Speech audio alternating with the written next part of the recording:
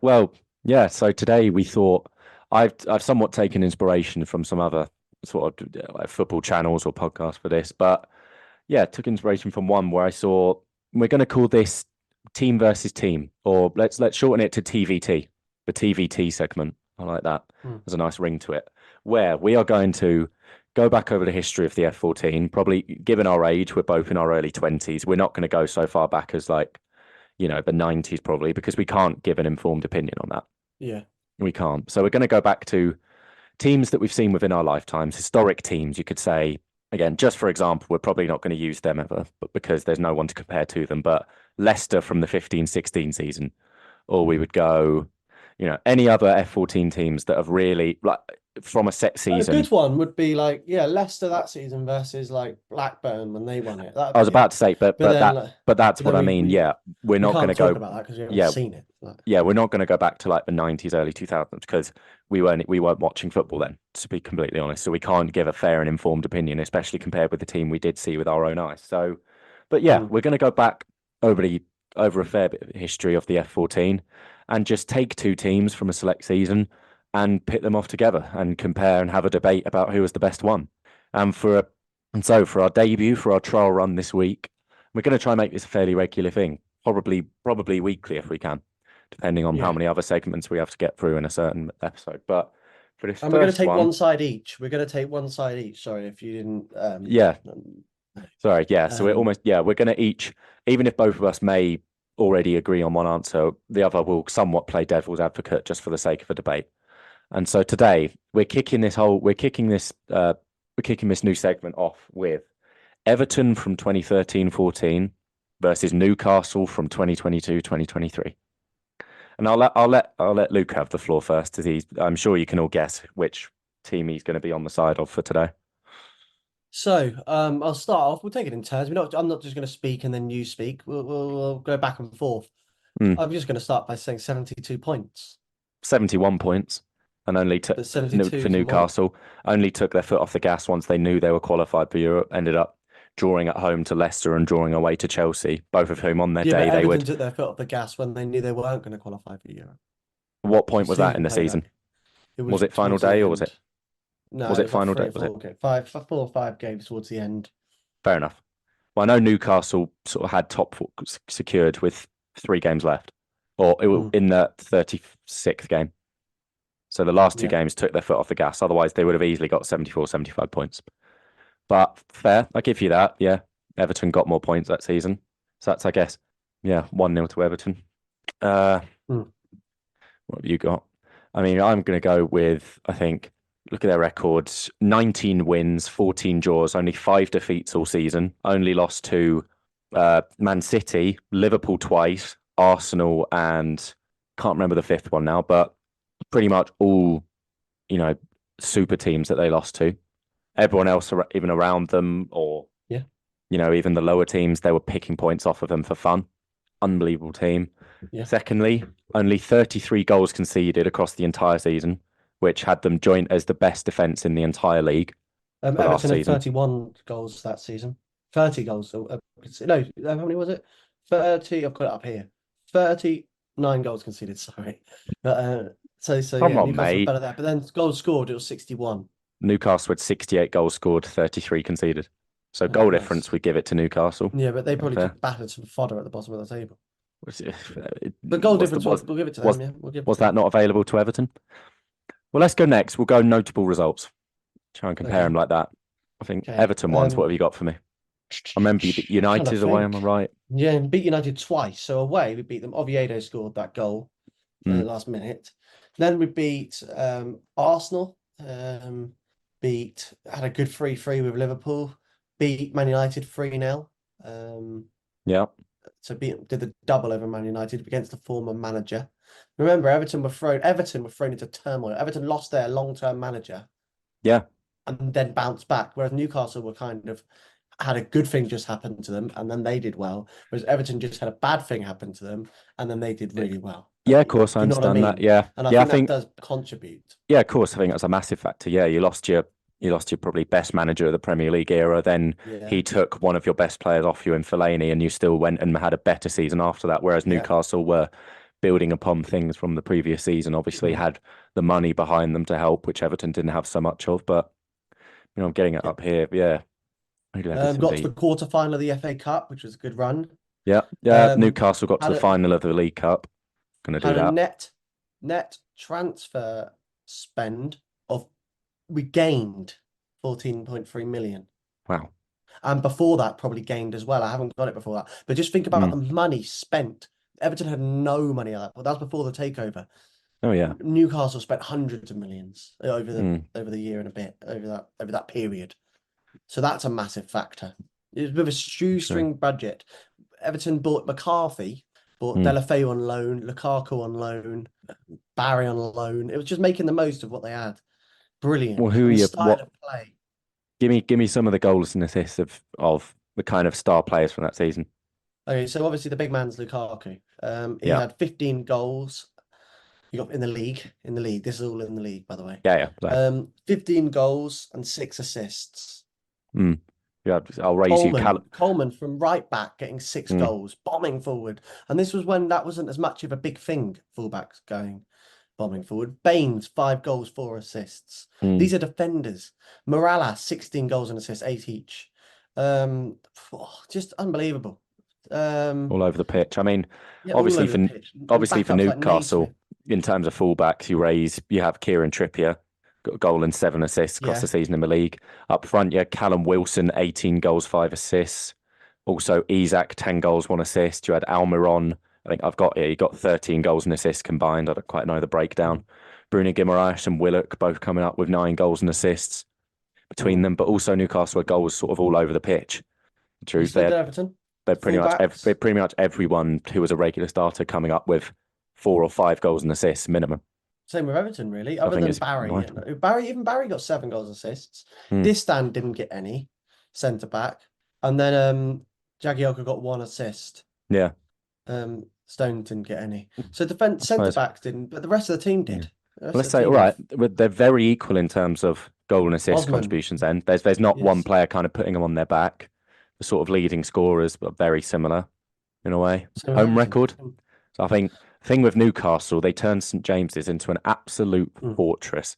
They had 11 wins at home, six draws and 2 defeats against Liverpool when Pope decided to throw the game for them. How many points is that, sorry? Arsenal. That is 39 points. So Everton got 42 points at home, but 13 wins, 3 draws, only 3 defeats, and then 30 points away from home. I'm trying to get the key wins up, like some key. Newcastle got 32 away, 39 at home. I think it's pretty good, sort of consistent across the season. But obviously, Everton take that in terms of the home record. Yeah, I'm trying to get the key wins up and everything. So 3-0 win against Arsenal at home. Unbelievable. Unbelievable. It was Arsenal. Sorry, it was a 2-0 win against Man United at home and a 3-0 win against Arsenal at home. Yeah. You look at it, though, you got spanked in the derby, though. You lost 4-0. Yeah, but that was an off day. That's a real blot on it, I think. And that was the period that actually cost Everton, I think, the top spot. We lost to Tottenham, Liverpool and Chelsea in the space of 4 games. Yeah, and drew to West Brom. And then a few too many draws in the middle of the season. It was that period. But you had a 7-game winning run across March and April. Yeah. That's serious. Did the double over West Ham. That game, do you remember that game against West Ham? The first one. Yeah. Bain scored 2 free kicks. Yeah, 2 free kicks. I mean, he was a freak of nature that season. Yeah. Man United tried to sign him. But then, you had too many silly results. So I think where they differ, where Newcastle only lost against kind of the big boys, you lost 1-0 at home to Sunderland, 3-2 at home to Crystal Palace, 2-0 away to Southampton. That's not many results. No, but when Newcastle only lost 1 against kind of a weaker team, you could argue. I think that's something you can get some. Yeah, maybe. Yeah, but then we beat the bigger teams, the better teams. Well, some of them. Also, it was a different league back then. Everyone could beat everyone. Now, I don't think that's the case. Look at the points tally of the top teams. No, I think last season almost everyone could beat anyone. No, not as much as it used to be. No. Come on, the top 2 were pretty much untouchable last season. Other than that, anyone could beat anyone, I think. To an extent, but I think it's got worse. Mm. Yeah. Mm. Have you got any more Well, points? I suppose, but then yeah, Newcastle had some sloppy results, but they beat Spurs 6-1 at home, beat West Ham 5-1 away, Brentford 5-1 Oh, at home, Villa beat yeah. 4-0 at home, Brighton Well, yeah, 4-1 at home. Everton beat 4-1 Fulham. I think there was a 5-0 in there somewhere. I can't remember. Might have been in the league. 4-0 Stoke. Mm. Um, Some batterings, yeah. yeah, but I would like to say this last thing is the style of play. And I think that's the main difference. And that's, I think, the main reason Everton would take this is Well, Everton what would you describe Everton's as from that season? bombing fullbacks. And it was new at the time, remember, these bombing fullbacks, brand new. Not many teams were doing it. It was passing, possession play, um, Yeah. attacking all game. Even if you were winning, it's Mm. still attacking. Um, Well, I just think was beautiful football, well, looking to go out there and though I think the thing that impressed me with Newcastle, they could do both. They could do they did. the bombing fullbacks. They'd have Burn or Trippier coming forward, being really dangerous from that. They could attack you from any angle. They could do well if a team sat back. They could do well if you were just sitting back against them because they had Isak to kind of break through with individual skill or Guimaraes to find a crucial pass in behind a back line. They could do that. They could do it against a low block where they had loads of possession. They could also do it against teams where they had no possession. They could do it where they Mm. sat back, kind of camped out for a result and tried hitting you on the counter attack with Almiron bombing forward during his purple patch, or even obviously Isak with his pace, or Anthony Gordon when they brought him in. They had tactical masterclasses like even playing Dan Burn left back, moving Joelinton back into a central Tactical. midfield role, putting Isak on the wing in certain games so you could accommodate Wilson. Shall we do a combined 11? Well, I think this is the real decider because I think from both our arguing points there, they're So extremely even. even, so even, which is why I wanted to start off with these two. But let's do Okay. our combined 11, and you've got a kind of So we'll general do average 4 11 from that 2 season. 4-2-3-1, like the way both 4-3-3. Like 4-3-3, yeah. yeah, both teams played that. So let's start in goal. Pope or who's yours again? Tim Howard. Tim Howard. Pope or Howard? Pope. I think Really, I think Tim six Howard. six less goals conceded. I Yeah, think but that's not necessarily his fault. yeah, but That's because the no, style of play. no, it's not Howard's fault. But I think Pope saved it from being way more. Trying to think, I'm going to go for all in. I think I'm confident on Pope being the better keeper out of those two for this team. Howard, Come on, it's Pope. fine. We'll do Pope. I think. Also, you look at it. I mean, yeah, I think I'm confident going Pope. We're going to disagree here as well. Okay, Yeah, Pope. I'm happy I to have think. Pope. Well, let's start left back because I think that's when we can both agree. Baines. Baines, yeah, comfortably. Burn, fantastic, and there's nothing against him, but Baines, different quality. One of the best left backs this league has ever seen. Centre back. We'll go left centre back first. Botman or is it Jagielka or Distan on the left? They were both good. They were both good. I think this time was left centre back. Sorry. Yeah, Oh, it's close. It is really close it's in really every close. position. I want to say Botman for the way he Wait, came who's in, the really other? Shall we imposed not do himself. left and right? Shall we just do two best? Okay, yeah. Oh, well, So, no, because I think, yeah, go on. Actually, yeah, uh, that makes more I'm sense. gonna go Jagielka and well, who would Because you if we're go? doing best versus best and worst versus worst, it'd be Jagielka versus Botman and Cher versus Distan. Should we do Jagielka and Botman? Yeah, because I think that makes it easier almost if we're doing a left centre back and a right Yeah, centre and back. also Yeah, Jagielka got injured towards the end of the season and we dropped off. yeah. Botman had a But period out as well, and they really struggled without him. I think, right back. but the way the right back is one of the hardest ones to call. So I I'm think gonna say 6 goals, 2 assists. I think the way he revolutionized that position almost. Not revolutionized, but like one of the first. Definitely, I think this team was the first.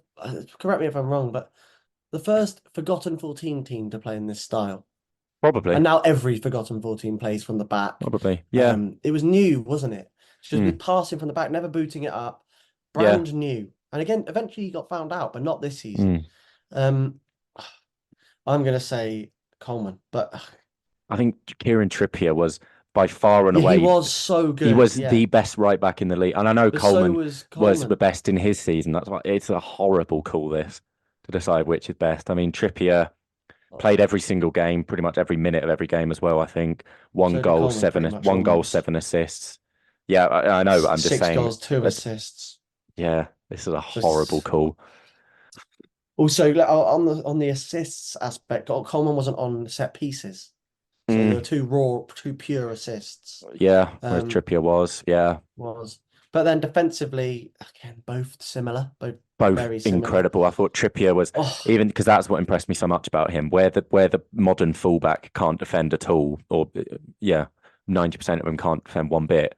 Trippier mm, did both to a level I haven't seen in the modern game at all. Like the way he was able to defend, and even as a lone defender, like stopping counterattacks, but also he was unbelievable both sides of the pitch. But I know Coleman was as well. That's why yeah. this is so horrible. Should we leave that one to the fans? Well, I tell you what, we'll leave that as a sort of tiebreaker if we're sort of level on Yeah. players from each team by the end. Yeah. Yeah. Okay, so let's move into central midfield. Go. Yes. Who's your kind of, let's say, right centre midfielder? Wait, but how did they play? Because Everton did kind of like a I I'd say Newcastle almost very kind of three very flat central midfielders, and neither one kind of in front of the other. But it was almost Bruno on the right, Joe Linton kind of holding the centre, and then Willock more out to the left. I mean, because it could be Everton's was interchangeable, like but that was two more almost strict. too defensive, McCarthy, Barry, and then Barkley attack. So if you say so we'll just say the Yeah. three best, and then we'll compare them. So Barkley, Well, Barry, mm, McCarthy, yeah. and now Newcastle's. Bruno Guimaraes, Joe Linton, and Joe Willock. Okay. So it's obvious Barkley over Willock. We've got that one. We agree on that one? Yeah, yeah. I Yeah. thought we were going best versus best, or Oh no, no, I think just the best three. okay, yeah. The Okay, we'll go best Barkley three. over So that's Willock. like the attacking midfielder one. Barkley over Yeah, Willock. I would go Bruno and Barry, yeah, yeah. I could give you that. even though McCarthy was great. I think Barry Yeah, was better. yeah. Obviously, Joe Linton was unbelievable last season as well. But I think, yeah, if you look at it, Barry was probably pipped him, but Bruno Guimaraes was one of the best midfielders in the league last season. So Yeah. yeah. And then in the attack, so we'll start right wing. So we've got Miguel Almiron versus De La Feu. Who would it be? Morales, Who's on the left then?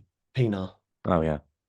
But then Pinar, it was Pinar and Delafeu. It was very rotated. Who had more starts? Um, Because who that's had what I more was trying to get you to do starts? before Oh, this. right. Yeah. So Delafeu had 25 starts. Pinar had 23. Oh, okay. You Um, put whichever one you want. I think well, so who are the two wingers for Newcastle? Almiron and Isak.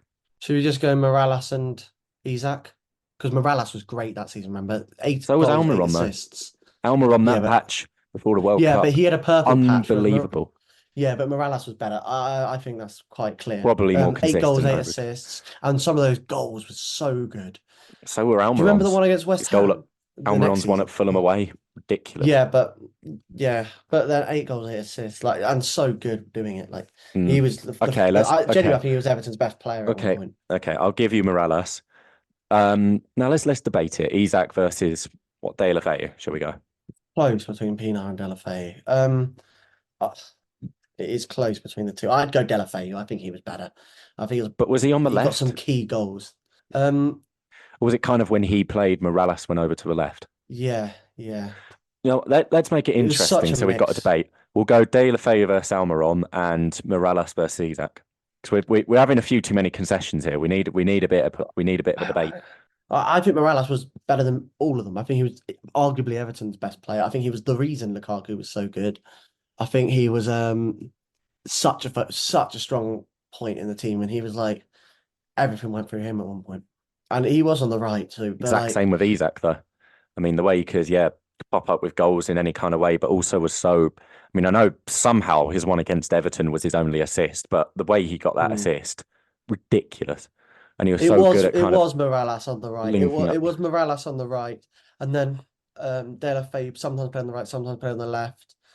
Um, Pienaar again only left. Oh, sod it. Um, All right. and Morales. Naismith. Actually, no. Do you know what? It was Morales and Naismith. Let's say. Oh How no, I many? don't know. It was just so rotated.